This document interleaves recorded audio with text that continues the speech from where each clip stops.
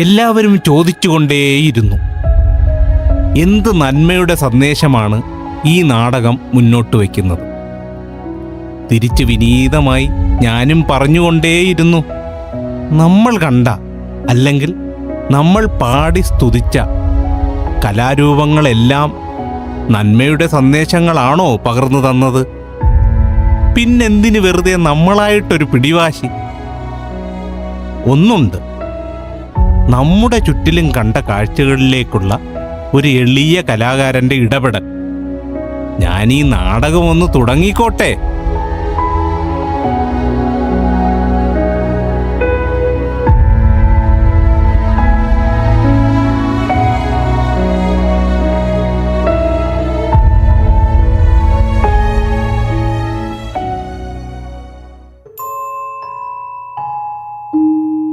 പേജുകൾ മറിയുമ്പോൾ മെയ് 5.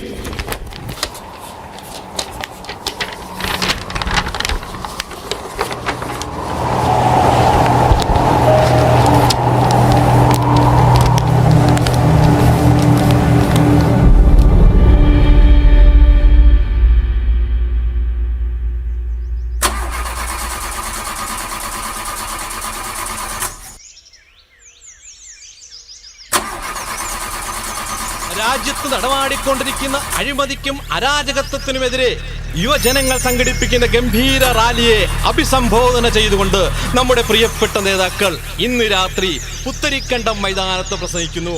ഇതിലേക്ക് നിങ്ങൾ ഏവരെയും സ്വാഗതം ചെയ്തുകൊള്ളുന്നു.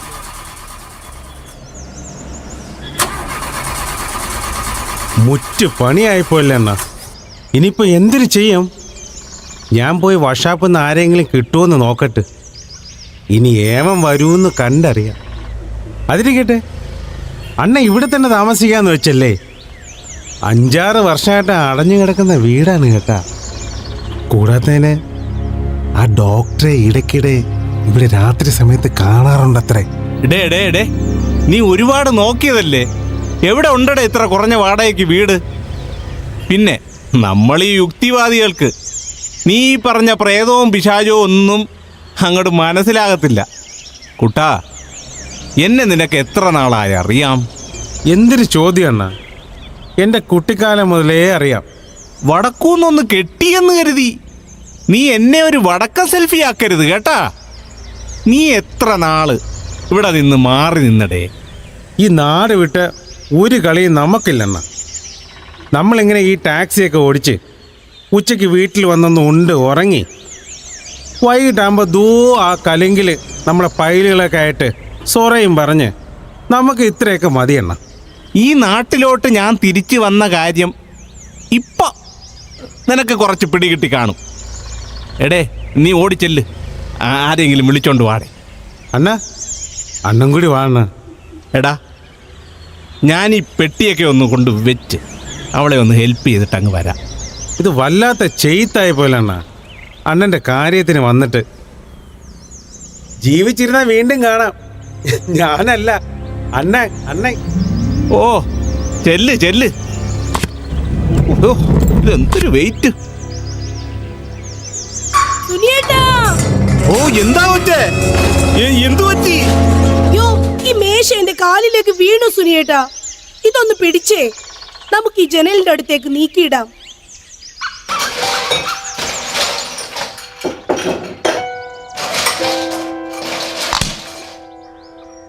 ഓ, ഇതൊരു ഡയറി ആണല്ലോ. ഒരുപക്ഷേ ആ ഡോക്ടറുടെ ആവും.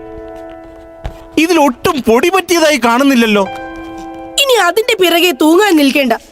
ഇവിടൊക്കെ ഒന്ന് വൃത്തിയാക്കിയിട്ട് എനിക്കൊന്ന് ഉറങ്ങണം. രാവിലെ തിരിച്ചതല്ലേ, നല്ല ക്ഷീണം. ഒരു ക്യൂരിയോസിറ്റി കൊച്ചേ, ഞാനിതൊന്ന് നോക്കട്ടെ. ഇത് 2009 ഡയറിയാണല്ലോ. ജനുവരി 1 വെള്ളിയാഴ്ച.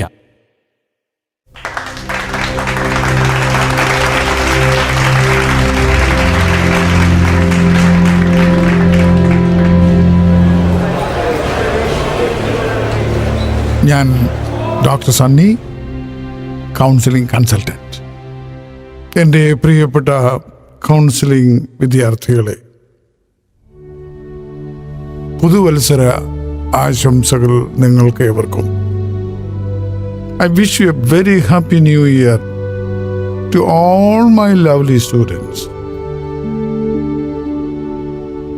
ഒരു പുതുവത്സരത്തിൻ്റെ ആഘോഷത്തിൽ തന്നെ കൗൺസിലിങ്ങിൻ്റെ ഒരു പുതിയ ബാച്ച് ആരംഭിക്കണമെന്നത് എൻ്റെ ഒരു വാശിയായിരുന്നു.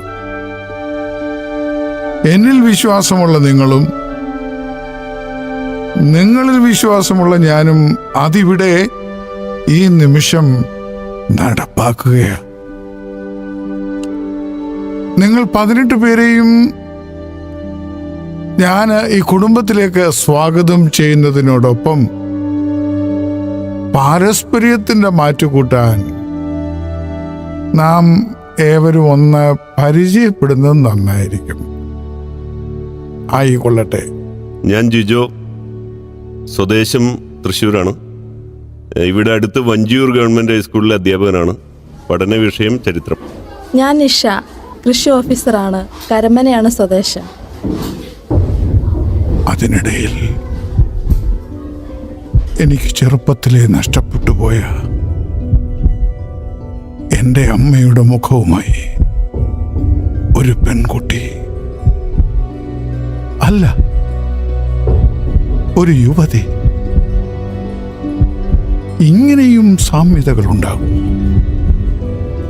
മുഖത്തെ ആ മറുകു പോലും ഒട്ടും സ്ഥാനം തെറ്റാതെ. ഓ, ദൈവത്തിൻ്റെ ഓരോ വികൃതികളെ. ആയിക്കൊള്ളട്ടെ. ഞാൻ മായ. ജന്മങ്ങൾ 1000 ഉണ്ടായെങ്കിൽ എന്ത് വൃഥ, എൻ്റെ അച്ഛൻ തൻ മടിയിൽ ജനിച്ചില്ല എങ്കിൽ. മായ, അതെ, എനിക്ക് നീ മായ തന്നെ. സമസ്യകളുടെ മായ. മായ ഒരു സഹൃദയാണ് അല്ലേ? മലയാള സാഹിത്യമൊക്കെ കൈകാര്യം ചെയ്യാറുണ്ടെന്ന് തോന്നുന്നല്ലോ. അച്ഛൻ ഒരു നല്ല വായനക്കാരനായിരുന്നു. എന്നും 1-2 പേജെങ്കിലും വായിപ്പിക്കാതെ ഉറങ്ങാൻ സമ്മതിക്കില്ലായിരുന്നു. അച്ഛൻ പകർന്നു തന്ന ശീലങ്ങളിൽ ചിലത് ഇന്നും തുടർന്നുകൊണ്ട് പോകുന്നു. കരയിപ്പിക്കാൻ ഒട്ടും അറിയാത്ത ഭർത്താവും 10ാം ക്ലാസ്സിൽ പഠിക്കുന്ന എൻ്റെ മണിക്കുട്ടിയുമായി ഞങ്ങൾ ജീവിതം അങ്ങ് അടിച്ചു പൊളിച്ച് കഴിയുന്നു. പിന്നാലെ വസന്തകാലം ഇല്ലാതെ ഒരു വേനൽക്കാലവും ഇല്ല. അങ്ങനെയല്ലേ സാർ? ഈ നിമിഷവും മാറുമെന്ന് ബീർബൽ അക്ബറിന്റെ സദസ്സിനോട് പറഞ്ഞതുപോലെ അല്ലേ? ചിരിയും ചിന്തകളും പഠനവുമായി ആ ദിവസം അവസാനിച്ചു. അയ്യോ, ഇതിലെ തുടർ പേജുകൾ ആരോ കീറിയെടുത്ത പോലെ. പക്ഷേ ഒരു ഡിവൈഡർ പോലെ ഒരു ഗ്രീറ്റിംഗ് കാർഡ്. പിതൃതുല്യനായ എൻ്റെ ഡോക്ടർക്ക് 1000 പിറന്നാൾ ആശംസകൾ എന്ന് മായ. ഒരച്ഛന്റെ കൈപിടിച്ച് നടന്നു നീങ്ങുന്ന ഒരു കൊച്ചു പെൺകുട്ടിയുടെ ചിത്രം സുനിയേട്ടാ. ഞാൻ അച്ഛനെ പിടിക്കുന്നതിനേക്കാൾ നല്ലത് അച്ഛൻ എന്നെ പിടിക്കുന്നതായിരിക്കും എന്നാണ് ഇംഗ്ലീഷിൽ എഴുതിയിരിക്കുന്നതിന്റെ അർത്ഥം. ഒരു ഇൻട്രസ്റ്റ് എനിക്കും തോന്നുന്നുണ്ട് കേട്ടോ. വായിക്കൂ ഏട്ടാ. അയ്യോടാ, ഇതിപ്പോ മെയ് മാസം ആയിരിക്കുന്നു.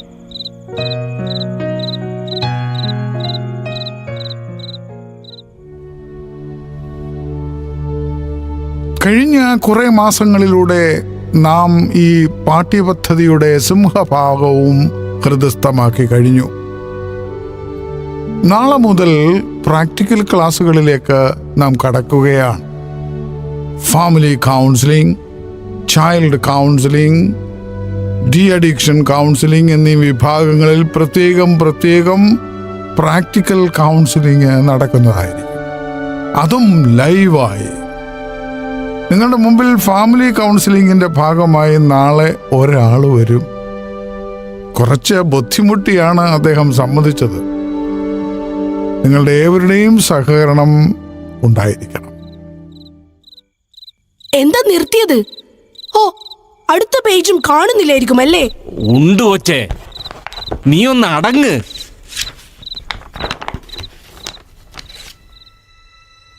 അദ്ദേഹം പുറത്തു നിൽക്കുന്നു. ഞാൻ അദ്ദേഹത്തെ അകത്തേക്ക് വിളിക്കട്ടെ.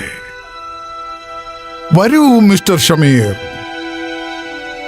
ഇതെല്ലാം എൻ്റെ വിശ്വസ്തരായ സ്റ്റുഡൻസാണ്. ഇവരെ നിങ്ങൾക്ക് വിശ്വസിക്കാം. ഒരു രഹസ്യവും പുറത്തു പോകില്ല. നമസ്കാരം സാർ. ഇതെന്റെ ഷമീർ അല്ലേ?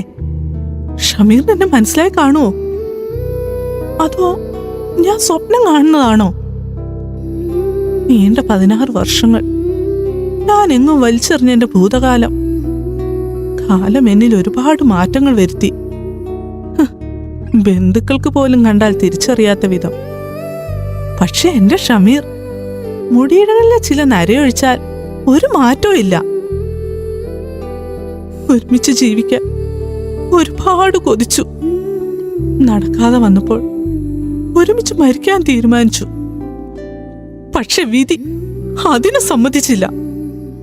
ദൈവം ഒരുക്കി വെച്ചിരുന്ന മറ്റൊരു ജീവിതത്തിന് തല കുനിച്ചു കൊടുക്കേണ്ടി വന്നു.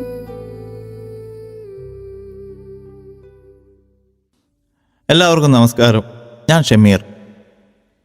ഞാൻ എൻ്റെ സ്വകാര്യ ദുഃഖങ്ങൾ ആരോടും പങ്കുവച്ചിട്ടില്ല ഡോക്ടർ. പക്ഷെ ഇവിടെ താങ്കൾ ഒരു നല്ല ഉദ്ദേശത്തിനായി എന്നെ ക്ഷണിച്ചപ്പോൾ ഞാൻ എൻ്റെ ശാന്തിക്ക് വേണ്ടി, സമാധാനത്തിന് വേണ്ടി എല്ലാം പറയാം സാർ. 16 വർഷത്തിൻ്റെ ചതിയുടെ കഥയുണ്ട് സാറേ ഈ ചങ്കില്. ഈ ഭാരം ഒന്നിറക്കി വെക്കാൻ ഞാനൊരു അത്താണി നോക്കി നടക്കുകയായിരുന്നു. ഒരുമിച്ച് ജീവിക്കാൻ അനുവദിക്കാത്ത ഈ സമൂഹത്തിന്റെ മുമ്പിൽ ഒരുമിച്ച് മരിക്കണമെന്ന് പറഞ്ഞത് അവളായിരുന്നു സാർ. ഈ കഴിഞ്ഞ ഓരോ ദിവസവും അവൾ എൻ്റെ ജീവിതത്തിലേക്ക് തിരിച്ചു വരുമെന്ന് ഞാൻ ആശിച്ചുകൊണ്ടേയിരുന്നു. ഈ നിമിഷവും ആശിക്കുന്നു. കുത്തുവാക്കുകൾക്കും പരിഹാസങ്ങൾക്കും ഇടയിൽ നിന്നും എങ്ങോട്ടെന്നില്ലാതെ പല നാടുകൾ, പല ഭാഷകൾ. എനിക്കൊരു വിവാഹമുണ്ടാവില്ല എന്ന വേദനയിൽ എൻ്റെ ഉമ്മയും മരിച്ചു സാർ. അവളുടെ ഓർമ്മയിൽ ഞാനും മരിക്കും സാർ. താങ്കൾ ഇന്ന് വല്ലാതെ ഡിസ്റ്റർബ്ഡ് ആണ് എന്നെനിക്ക് മനസ്സിലാകുന്നു. നമുക്ക് മറ്റൊരവസരത്തിൽ കൂടുതൽ സംസാരിക്കാം. ഇപ്പോൾ പോയി വരും.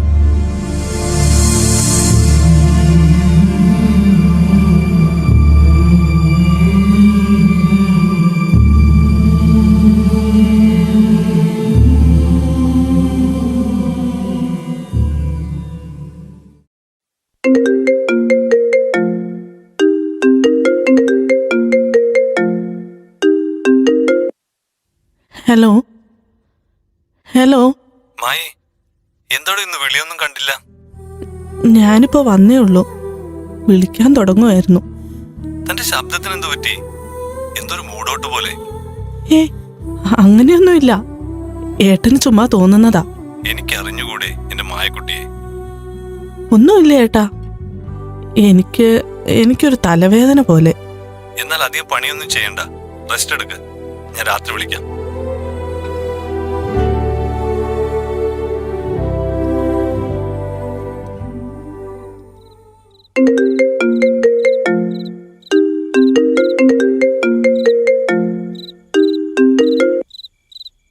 ഹലോ മായക്കുട്ടി, തലവേദന എങ്ങനെയുണ്ട്? സമയം ഒരുപാടായല്ലോ. മണിക്കുട്ടി ഉറങ്ങിക്കാണുമല്ലേ? മീറ്റിംഗ് നാളെ ഉള്ളത് കൊണ്ട് എനിക്കൊന്നും വരാൻ പറ്റില്ലടോ. താനെന്തോടെ ഒന്നും മിണ്ടാത്ത? പിണക്കാണോ? നീ പറഞ്ഞ ഡയമണ്ട് റിംഗ് ഞാൻ വാങ്ങിയിട്ടുണ്ട് കേട്ടോ.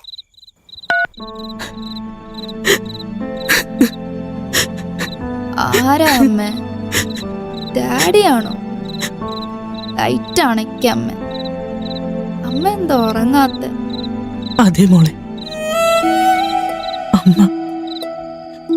അമ്മ ഉറങ്ങാൻ പോവുക.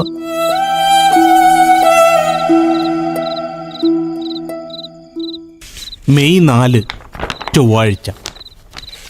ഇന്ന് വരാത്തവരുടെ കൂട്ടത്തിൽ മായയും ഉണ്ടായിരുന്നു. സ്വാഗതം പ്രിയപ്പെട്ടവരെ. ആദ്യമേ തന്നെ ഒരു കാര്യം പറഞ്ഞുകൊള്ളട്ടെ. ഇന്നലെ ഇവിടെ കണ്ടത് ഒരു ഡമ്മി ഡെമോൺസ്ട്രേഷൻ ആയിരുന്നു, which was A part of the course. Mister Shameer അവതരിപ്പിച്ച ഒരു പൊയ്മുഖം, ഭൂതകാലത്തിന്റെ എല്ലാ തിക്തമായ അനുഭവങ്ങളും അറബിക്കടലിൽ വലിച്ചെറിഞ്ഞ് ന്യൂഡൽഹിയിലെ ഒരു സമ്പന്ന കുടുംബത്തിലെ യുവതിയെ വിവാഹം കഴിച്ച് അവിടെ അദ്ദേഹം സ്ഥിരതാമസമാക്കിയിരിക്കുന്നു. എന്റെ ക്ഷണം നിരസിക്കാൻ കഴിയാഞ്ഞതിനാൽ അതുകൊണ്ട് തന്നെയാണ് ഇന്നലെ ഇവിടെ വന്നതും നമ്മോട് സഹകരിച്ചതും. ജീവിതം അങ്ങനെയായിരിക്കണം. ക്യാൻസർ പിടിച്ച അവയവങ്ങൾ വെട്ടിമാറ്റുന്നത് പോലെ ജീവിതത്തിലെ ആവശ്യമില്ലാത്ത നമ്മുടെ സ്വൈരത നഷ്ടപ്പെടുത്തുന്ന ഭാഗങ്ങൾ ഡിലീറ്റ് ചെയ്ത് ആഴക്കടലിൽ എറിഞ്ഞിട്ടൊന്ന് കുളിച്ച് കയറുക.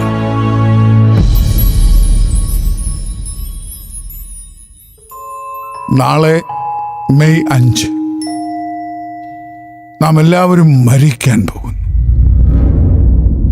കൊടുത്തു തീർക്കാൻ കഴിയാത്ത സ്നേഹം ബാക്കി വച്ച്, പറഞ്ഞു തീർക്കാൻ കഴിയാത്ത ഉത്തരങ്ങൾ ബാക്കി വച്ച്, ക്ഷമ ചോദിക്കാൻ കഴിയാത്ത നാവുകൾ ബാക്കിയാക്കി നമ്മളൊക്കെ നാളെ യാത്രയാവും.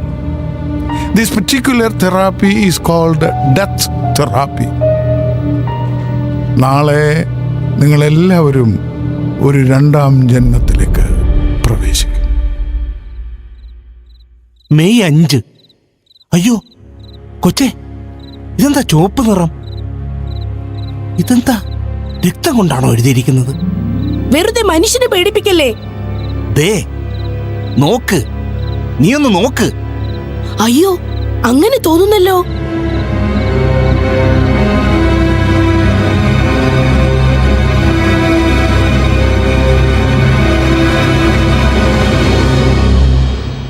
Death therapy. Grace, please. എല്ലാവരും കണ്ണടയ്ക്കും. നിങ്ങൾക്ക് ഏറ്റവും ഇഷ്ടപ്പെട്ട പ്രശാന്ത സുന്ദരമായ ഒരു പ്രദേശത്ത്, വീടിന് പുറത്ത് ചാരുകസേരയിൽ പാതി മയക്കത്തിൽ കിടന്നിരുന്ന നിങ്ങളുടെ നെഞ്ച് വേദനിക്കാൻ തുടങ്ങും. അതിൻ്റെ ശക്തി കൂടി കൂടി നിങ്ങൾക്ക് താങ്ങാൻ കഴിയുന്നതിലേറെയായി നിങ്ങൾ മരിക്കുന്നു. വെള്ള പുതച്ച നിങ്ങളുടെ മൃതദേഹം വരാന്തയിൽ കിടത്തിയിരിക്കുന്നു. ഒരു 10 അടി മുകളിൽ നിന്നും നിങ്ങളുടെ ആത്മാവും മനസ്സും എല്ലാം നോക്കിക്കാണുന്നു. നിങ്ങളുടെ പ്രിയപ്പെട്ടവൾ, പ്രിയപ്പെട്ടവൻ, മകൾ, മകൻ, അമ്മ, അച്ഛൻ എല്ലാവരും വാവിട്ട് കരയുന്നു. അതിനിടയിൽ നിങ്ങൾ അടുത്ത കാലത്തായി മിണ്ടാൻ മടിച്ചിരുന്ന ഒരു ബന്ധു, മറ്റൊരു സുഹൃത്ത് നിങ്ങളുടെ ശരീരത്തെ കെട്ടിപ്പുണരുന്നു. ചലിക്കാൻ കഴിയാതെ, തിരിച്ചൊന്നും മിണ്ടാൻ കഴിയാതെ നിങ്ങൾ പതുക്കെ പതുക്കെ നിങ്ങൾ ജീവിതത്തിലേക്ക് തിരിച്ചു വരുന്നു. ഡോക്ടർ എന്താണ്? ശല്യം ചെയ്യാതെ ഞാനൊരു ഡെത്ത് തെറാപ്പി എടുക്കുകയല്ലേ ഇപ്പോഴേ? മനസ്സിലായില്ലേ നിങ്ങൾക്ക്? എന്താണ് എന്നെ ഇങ്ങനെ ശല്യം ചെയ്യുന്നത്? ഒരു അത്യാവശ്യ കാര്യം. എന്ത് അത്യാവശ്യ കാര്യം? ഡോക്ടർ, ഒരു മരണവാർത്ത. മരണമോ? ആര്? അതെ, നമ്മുടെ മായ ആത്മഹത്യ ചെയ്തു. ഷമീർ നാടകീയമായി കൗൺസിലിംഗിൽ പറഞ്ഞതെല്ലാം മായ സത്യമെന്ന് വിശ്വസിച്ചിരുന്നതായി ഒരു കുറിപ്പും കിട്ടിയിട്ടുണ്ടത്രേ. മായയോ? നമ്മുടെ മായയോ? ഷമീർ പറഞ്ഞതെല്ലാം പാവം വിശ്വസിച്ചു പോയി. ഷമീറിന്റെ കാമുകിയായിരുന്നത്രേ മായ.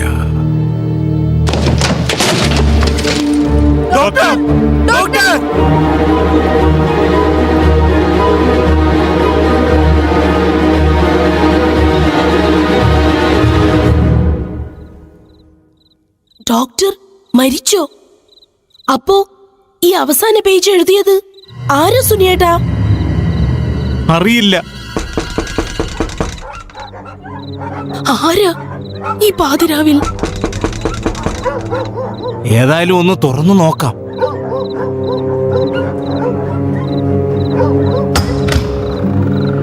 ഞാൻ ഡോക്ടർ സണ്ണി. ഡോക്ടർ? ഡോക്ടർ, നിങ്ങൾ ഇതുവരെ വായിച്ചുകൊണ്ടിരുന്ന ഡയറിയുടെ ഉടമസ്ഥൻ. അതിങ്ങ് തന്നേക്കൂ. അത് നിങ്ങളുടെ സ്വസ്ഥത നഷ്ടപ്പെടുത്തും.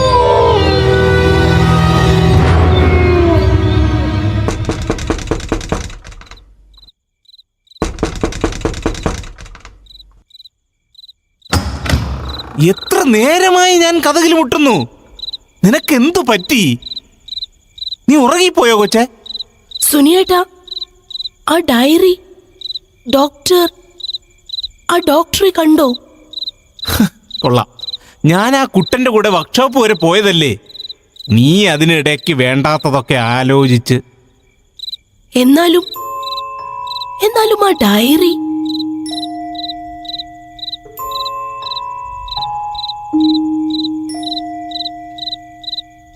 വാടോ, നമുക്ക് കിടക്കാം.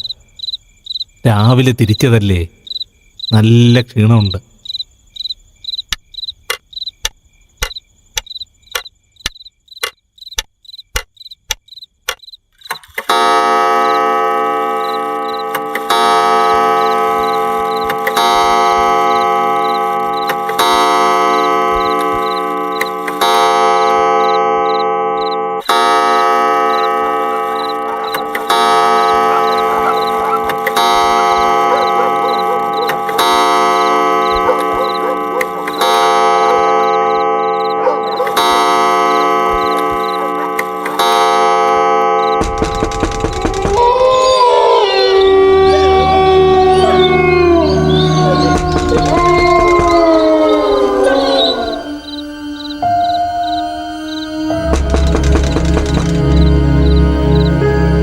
ശബ്ദവും വിലയേറിയ സമയവും നൽകി ഇതിനോടൊപ്പം കൂടിയവർ: